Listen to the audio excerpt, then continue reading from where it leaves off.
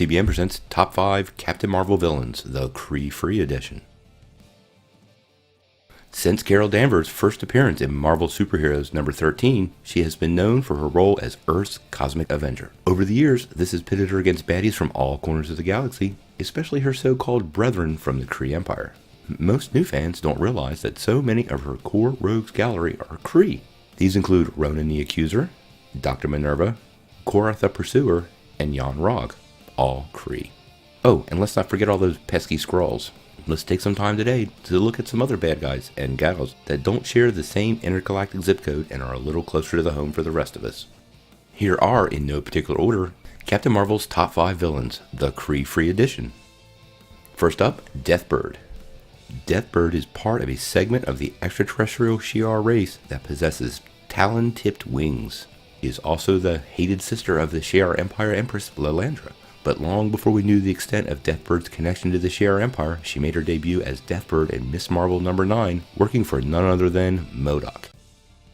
Deathbird also aligned herself with the Brood during the incident and transformed Carol Danver into Binary. There's a lot of history between Carol and Deathbird, and a rematch is certainly inevitable. Additionally, she may yet make an appearance in the MCU, with the X-Men rights returning to Marvel. Who knows what the future holds for Deathbird? Rogue. Yep, Rogue, member of the X-Men, an all-around female heroine. There was a time when Rogue would have been considered one of Carol Danvers' greatest enemies, even after she reformed, joined the X-Men, and proved herself a hero. As a member of Mystique's Brotherhood of Evil Mutants, Rogue was manipulated into fighting Carol and permanently absorbed her powers, along with most of her memories. It took Carol years to recover from that trauma, and even longer to let go of her hatred for Rogue. The storyline was well played out during the X-Men the Animated Series episode, A Rogue's Tale. Mystique. While Rogue was instrumental in Carol's initial downfall, it was Mystique who guided her adopted daughter to attack Miss Marvel. More dastardly, Mystique is also responsible for the death of Carol's boyfriend, Michael Barnett. While impersonating Carol, she brutally murdered him, beating him to death with her bare hands. Although Mystique almost always has a larger agenda at hand, she rarely passes up a chance to intervene and damage or destroy Carol's life. Once again, the return of the X-Men to the fold of the MCU could signal this feud is far from over, and we have to wonder if we get both Rogue and Mystique as part of Captain Marvel's future. MODOK.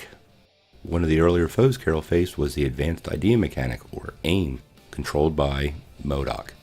While Carol has had more than one encounter with the big head himself, MODOK, her first encounter in Miss Marvel number 7 was enough to make him one of her most hated foes. MODOK, which stands for a mechanized organism designed only for killing, attempted to brainwash Carol and make her a slave, even implanting some rather unsavory ideas in her head. Ugh.